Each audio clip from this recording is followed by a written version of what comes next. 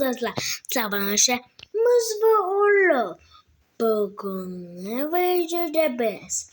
Bana bu sudaki uyumuzun baho beğenmişler. Bana bu olanda kesin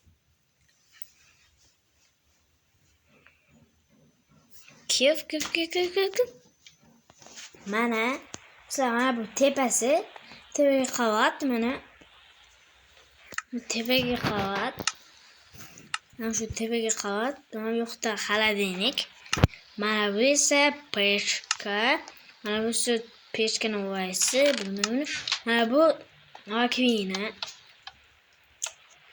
Mana bu esa cheese. Mana bu nasra to'ydi, kartoshka, patoshka. Qani, mana bakalım mana. Endi pastani mana bu pasta. Sunduqlarda hech nima yo'q. Mana bu kravat. Mana bu klassach kravatim. Mana bu yoqda sunduqlar.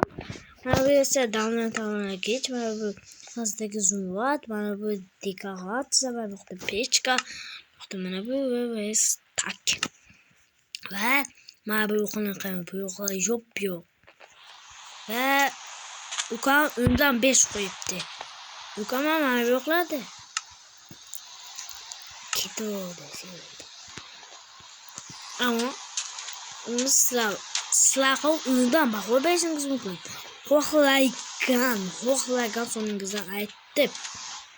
Buning uchun sizlar videoga obuna, like bosinglar va kommentlarga yozib qo'yinglar. Menga eng yoqgan narsa komment. Hammaga